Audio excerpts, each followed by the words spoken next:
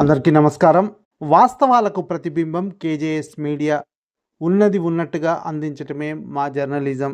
Breaking news చూద్దాం. 51వ సీజేఐగా సంజీవ్ ఖన్నా ప్రమాణ స్వీకారం. ఈ డీటెయిల్ చూసే ముందు మా ఛానల్కు మొదటిసారిగా వచ్చినట్టయితే సబ్స్క్రైబ్ చేసుకోండి. వీడియో నచ్చినట్టయితే లైక్ చేయండి, షేర్ చేయండి. భారతదేశ 51వ ప్రధాన న్యాయమూర్తిగా జస్టిస్ సంజీవ్ ఖన్నా ప్రమాణ స్వీకారం చేశారు. రాష్ట్రపతి భవన్లో నేడు సోమవారం రోజున ఈ కార్యక్రమం జరిగింది. ప్రెసిడెంట్ ద్రౌపది ముర్ము ఆయనతో ప్రమాణ స్వీకారం చేయించారు. జస్టిస్ సంజీవ్ ఖన్నా వచ్చే ఏడాది మే 13 వరకు సీజేఐగా బాధ్యతలు నిర్వహిస్తారు. కాగా సీజేఐగా జస్టిస్ డివై చంద్రచూడ్ పదవీకాలం ఆదివారంతో ముగియడంతో ఆయన స్థానంలో ఇప్పుడు సంజీవ్ ఖన్నా ఆ బాధ్యతలు నిర్వహిస్తారు.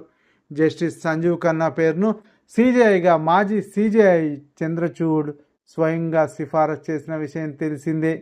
ఇది ఇలా ఉంటే 1960 మే 14న జన్మించిన ఆయన 2019 జనవరి నుంచి సుప్రీంకోర్టులో న్యాయమూర్తిగా బాధ్యతలు నిర్వహిస్తున్నారు.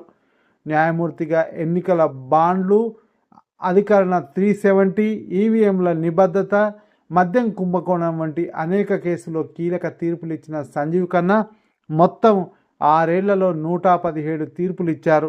456 తీర్పుల్లో సభ్యుడిగా భాగస్వామిగా ఉన్నారు.